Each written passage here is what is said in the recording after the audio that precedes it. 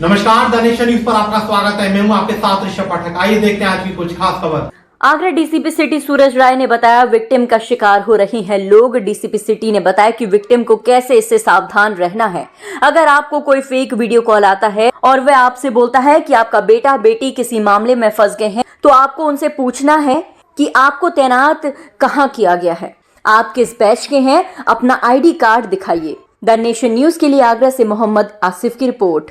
देखिए, ये एक प्रकार का साइबर क्राइम, एक साइबर फ्रॉड है एक तरह का, जिसमें जो अभियुक्त है उसके द्वारा विक्टिम को कॉल करके और विक्टिम का जो भी सोशियो इकोनॉमिक कल्चरल बैकग्राउंड है उसके बारे में थोड़ी सी जानकारी करके और फिर जो भी उनके मन में भय या वल्नरेबिलिटी है उसका फ़ायदा उठा के और विक्टिम को डरा के और उनको मनोवैज्ञानिक रूप से उनके ऊपर काबू कर लिया जाता है।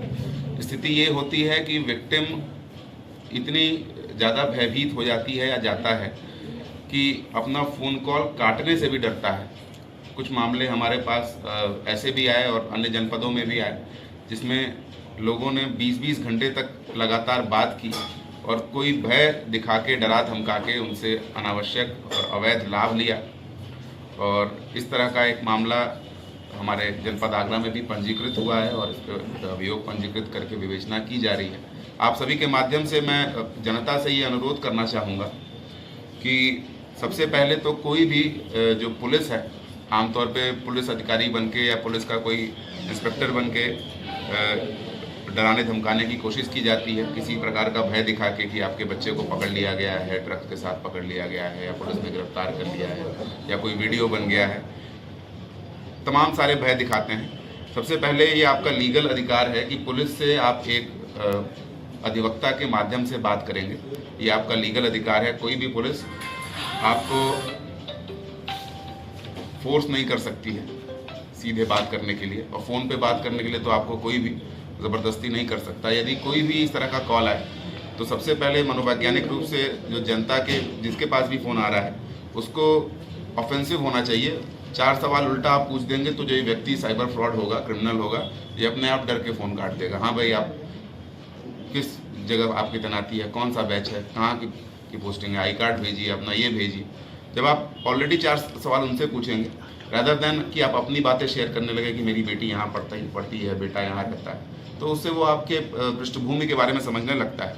आप उससे स्वयं सवाल करें। पुलिस कभी फ़ोन पे कॉल करके इस तरह की डिमांड नहीं करती है और ये केवल आपके मन का भय है जिसका फ़ायदा उठा के ये लोग इस तरह का काम करते हैं। दूसरा जो इसमें मोडस ऑपरेंडी है वो लालच का है। कई बार लालच दिया जाता है। ये भी आपको कई लॉटरी बता के या कोई स्कीम बता के जिसमें पैसे डबल हो जाते हैं या कोई स्टॉक बता के जिसमें पैसे लगाने से आपको फ़ायदा मिलता है, वो करके आपके पैसे अवैध रूप से लेने का एक मोडस ऑपरेंडी है। तो इन सभी में सबसे ज़्यादा आपको जागरूक बनने की ज़रूरत है। जो घर के बच्चे हैं और जो घर के टेक्नोलॉजिकली अवेयर लोग हैं वो अपने वृद्ध जो घर के सदस्य हैं उनको इसके बारे में अवगत कराएं।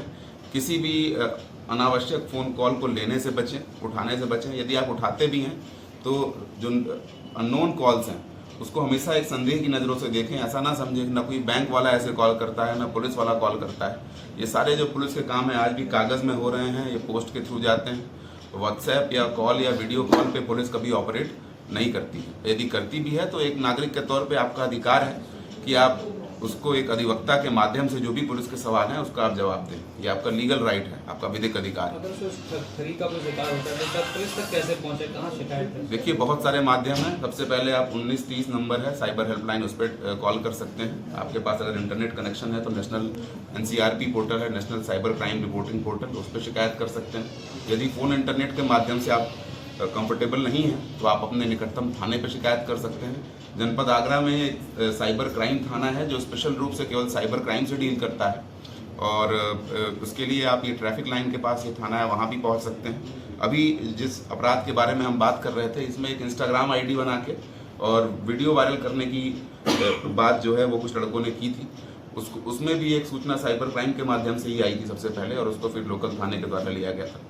तो ऐसे तमाम ऑप्शन आपके पास है। अगर आप नहीं हैं तो सीधे आप इंटरनेट से रिपोर्ट कर सकते हैं। आप अगर इस जनपद में नहीं है अपने तो NCRP पोर्टल से रिपोर्ट कर सकते हैं, और उस पोर्टल की जो रिपोर्ट आती है उसकी एक कॉपी लेके आप संबंधित थाने को भेज सकते हैं, उस पर संज्ञान लिया जाएगा। देखिए, माध्यम बहुत सारे हैं, लगातार हम सभी के द्वारा इस पर बहुत अवेयरनेस फैलाने की कार्रवाई, और इस बीते कुछ दिनों में कुछ लोगों के जो फ्रॉड के पैसे थे उसको भी वापस कराने की कार्रवाई की गई थी।